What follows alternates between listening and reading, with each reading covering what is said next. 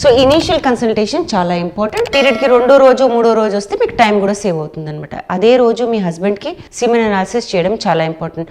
అదే రోజు కాకపోయినా దానికి ముందు, దానికి ఏం టైం డ్యూరేషన్ లేదండి, బట్ అక్కడ చేసుకుంటే చాలా మంచిది అనమాట. దాన్ని బట్టే మనం డిసైడ్ చేయాలి అసలు ఐవీఎఫ్ అనేది చేసుకోవచ్చా లేదా. మీ హస్బెండ్ వీర్యకణాలు బాగాలేవు, మార్ఫాలజీ బాగాలేదు, ఆకారం బాగాలేదు, అలాంటప్పుడు నిర్ణయం కొంచెం మారుతుంది. సో మేబీ 1 month డిలే చేయొచ్చు, ఆయనకు మెడిసిన్స్ పెట్టొచ్చు. కాబట్టి ఈ టెస్ట్లు ఇద్దరికి ఒకేసారి చేస్తే మనకి డెసిషన్ అనేది ఈజీగా ఉంటుంది. స్టిమ్యులేషన్ నేను అన్నానే, ఇంజెక్షన్స్ ఇవ్వడం జరుగుతాయి. అవి కూడా పీరియడ్ కి 2వ రోజు 3వ రోజు మొదలెడతాయి అనమాట. మొదలెట్టినప్పుడు ఏంటంటే అండాశయాల్లో ఎన్ని అండాలు ఉన్నాయి, బహుశా ఇన్ని పెరగచ్చు అనేది మనకు ఒక ఐడియా వస్తుంది. అందుకని డే 2 రోజు ఫాలికల్ స్టిమ్యులేటింగ్ హార్మోన్ అనేది స్టార్ట్ చేస్తాం అనమాట. ఇవి ఏంటంటే మామూలుగా ఒకటే అండం విడుదల అవుతుందండి ప్రతి పీరియడ్ లో. మనము ఐవీఎఫ్ లో ఏంటంటే 8 నుంచి 15 ఎగ్స్, ఎంత ఎక్కువ వస్తే అంత మంచిది కదా, అంత ఎంబ్రియోస్ తయారు చేయొచ్చు. అలాగని 30-40 తయారు చేసుకోకూడదు.